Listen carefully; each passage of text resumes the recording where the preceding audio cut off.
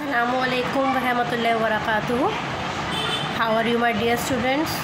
Today is your English online class, and in this online class we are going to start our new lesson, which is lesson number 9, The Rivals. It is a poem which is written by James Stephens. Okay, let's start. आज की इस video में हम lesson number 9 अपना start करेंगे. ठीक है, ये एक पोएम है, कविता है. ठीक है, और ये बहुत फेमस पोएम है जो जेम्स स्टीफेंस, जो इसके पोएट है, उन्होंने इस पोएम को लिखा है. ठीक है, और द राइवल्स का जो मीनिंग होता है आप देख रहे हैं स्क्रीन पे. द राइवल्स मीन्स जो होता है जब हम किसी को चैलेंज देते हैं, कोई कंपटीशन देते हैं, किसी से compete करते हैं. ठीक है, जैसे हम चाहते हैं कि जैसे दो पर्सन हैं मान लीजिए, और दोनों पर्सन में कंपटीशन रखा गया है कि कौन ज़्यादा तेज़ भागता है या कौन ज़्यादा तेज़ रन करता है. ठीक है, तो ये क्या हुआ, जब वो दोनों एक दूसरे के लिए मैदान में उतरेंगे कि मैं जीतूँ या मैं जीतूँ, तो वो एक दूसरे के क्या हुए, कॉम्पिटिटर्स हो गए, कॉम्पीटिंग कर रहे हैं. उससे हम कहते हैं राइवल्स. ओके, तो आप समझ गए होंगे जब हम किसी को चैलेंज करते हैं, अपना मतलब बेस्ट देना चाहते हैं दूसरे से कंपेयर करके, उसको हम राइवल के रूप में लेते हैं. ठीक है, इस पोएम में आपको राइवल के अंदर एक बर्ड है. ठीक है, आपको दिख रहा है स्क्रीन पे, अच्छे से दिख रहा होगा. देखिए, एक बर्ड है. ठीक है, चिड़िया है, और सुबह का टाइम हो रहा है. बिल्कुल सुबह जब सूरज भी नहीं निकलता है, सुबह जब सूरज नहीं निकलता उससे पहले जो बिल्कुल अंधेरा अंधेरा होता है, हल्का हल्का सा, है ना, और रोशनी हल्की हल्की सी रोशनी होती है, मगर सनराइज़ नहीं होता है. उसको हम क्या कहते हैं, डॉन कहते हैं. DAWN, dawn. ठीक है, तो ये स्टोरी एक बर्ड है और जो स्पीकर है, ठीक है, जो पोएट है, वो इसके बीच में है. इन दोनों में किस चीज़ का कंपटीशन चल रहा है इस स्टोरी में, इस पोएम के ज़रिए, क्योंकि इस पोएम के अंदर भी एक स्टोरी छुपी हुई है ना, इसलिए मैंने थोड़ा सा वर्ड यहाँ पर स्टोरी यूज़ करा है. तो देखते हैं किस चीज़ का कंपटीशन चल रहा है. तो प्लीज़ आप भी अपने साथ अपनी पेंसिल लेके बैठिए. तो जो डिफ़िकल्ट वर्ड्स आएंगे हम हैंड टू हैंड उसको अंडरलाइन करेंगे, और साथ साथ उसका प्रोनाउंसिएशन देखेंगे कि वर्ड्स का प्रोनाउंसिएशन क्या होता है. It is very important how to pronounce a word. Okay, क्योंकि साइलेंट वर्ड्स भी आते हैं. तो हम स्टार्ट करते हैं अपनी पोएम द राइवल्स. ओके, आप मेरे पीछे पीछे गाइएगा. ठीक है. I heard a bird at dawn singing sweetly on a tree, that the dew was on the lawn and the wind was on the lea. But I didn't listen to him, for he didn't sing to me. I didn't listen to him, for he didn't sing to me. Okay, यहाँ तक हमने read कर लिया है, अच्छे से इसको rhymes में गा लिया है. ठीक है, चलिए इसका मीनिंग समझते हैं.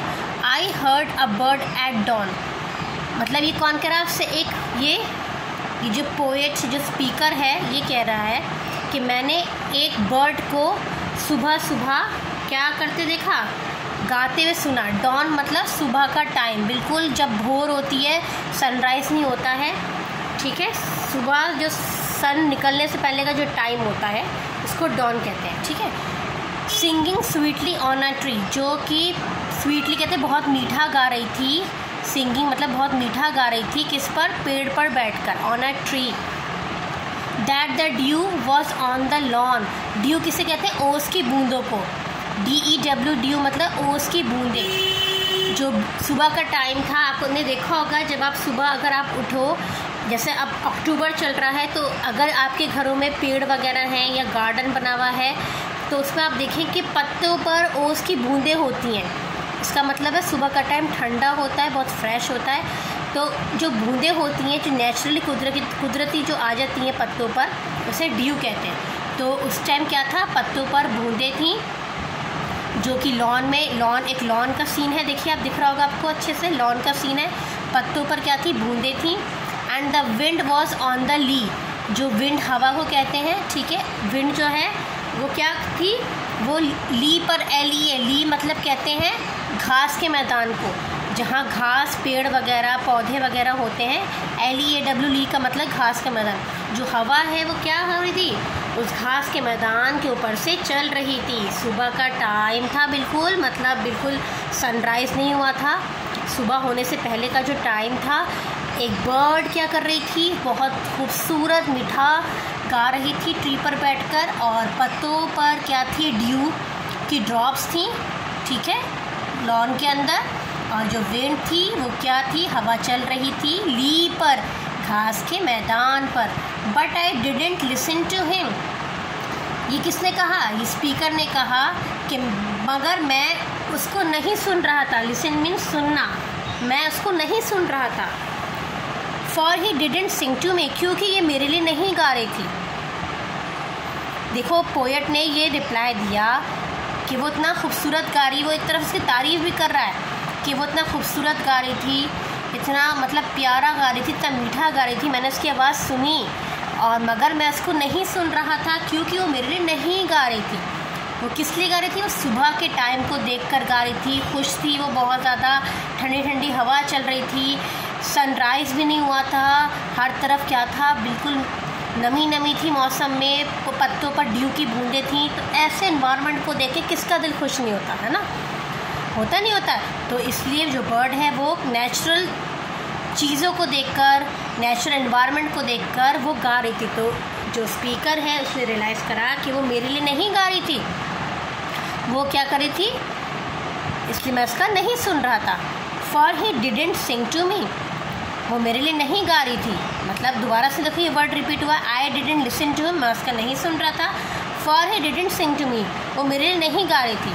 आगे देखें, that the dew was on the lawn, जो बूंदें हैं उसकी वो किस पर गिरी हुई थी, लॉन पर गिरी हुई थी, पूरे लॉन पर, पूरे घास के मैदान पर। आपको पता ना लॉन में क्या होती है, घास होती है, हरियाली हरियाली होती है ना, मखमली जैसा होता है। तो उस पर जब इंसान चलता है तो कैसा महसूस होता है, गीला गीला सा महसूस होता है, वो कुदरती नेचुरल सुबह के टाइम महसूस होता है, ठीक है। दोपहर के टाइम आपको ऐसा सीन नहीं मिलेगा। And the wind was on the lee, और जो हवा थी वो कैसे चल रही थी, उस घास के मैदान को छूती हुई, टच करती हुई निकल रही थी। आगे स्टार्ट करते हैं। I was singing at the time just as prettily as he, I was singing all the time just as prettily as he, about the dew upon the lawn and the wind upon the lea.